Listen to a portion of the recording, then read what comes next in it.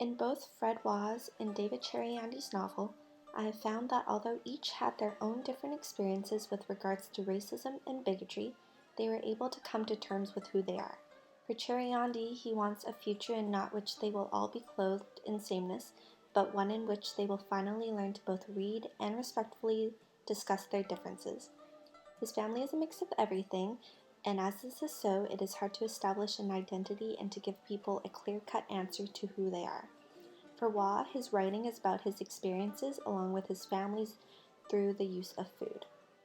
I have found food to be culturally connecting, especially when it comes to comfort food. For Choi, a first-generation Korean American, comfort food is a plate of kimchi, white rice, and fried spam. Such preferences are personally meaningful and also culturally meaningful.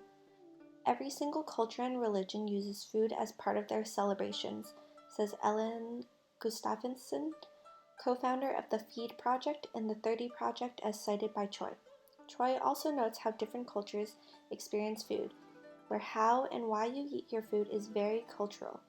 In China, people eat food not necessarily for taste but for texture.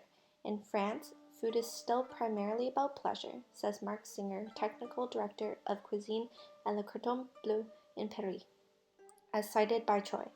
In Italy, food is love, then nutrition, then history, then pleasure. Mark Belasco, editorial director of Slow Food and an Italian food expert, says, as cited in Choi. Keeping to my Chinese roots, whenever I'm sick or not feeling well, my go-to comfort food is Chinese soup, noodles, or dumplings. However, I also love shepherd's pie, which is another one of my go-to comfort foods. I asked my boyfriend, who is European mix, what his go-to comfort food is. Back when I was young and I was sick, my mom used to take care of me, and her go-to food that she would make me was soup and toast. And it brought me back to life. So that's... Being a Canadian-born Chinese, I often get the question of where are you from, and a lot of the times I say Edmonton. Then comes the question of, but what are you? And in my head, I think Canadian, but I know that is not the answer they are looking for. It is even harder being multi-ethnic, as my friend has told me, being born half Chinese and half Canadian mix. She often finds herself racially judged as she is seen as not fully Caucasian and not fully Asian. I know I am extremely whitewashed, but I have managed to keep my Chinese roots thanks to my grandma. I celebrate Chinese traditions and I can speak Cantonese fluently. Although I cannot read or write Chinese, I'm still close to my culture. Even with this, I will still tell people I'm Canadian, as it is just natural to me, and it is hard to find a specific identity to stick to and tell people when you look visibly different. I've come to know from previous experiences, both personal and outside, that racism and different social structures come with being multi-ethnic and living in a multicultural society. Even though Canada is multicultural and there are plenty of cultural cohesion examples through different restaurants, food, and culturally rich places, issues of racism and the idea of fitting in still arises. Although I have noticed that racism is not as prevalent in Edmonton as it is here,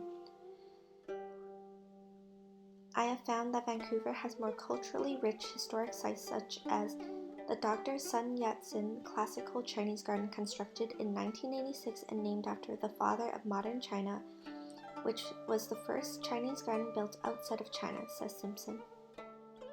I found that cultural cohesion in Vancouver has a lot to do with food through my experiences, but also through others' experiences. It is also interesting to know how different historical sites adds to cultural cohesion.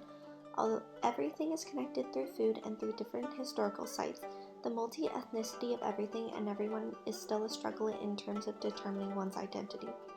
Both Waugh and Cheriandi use life writing as a way of answering this question of who am I, by establishing their identities in their life, writing through their personal experiences.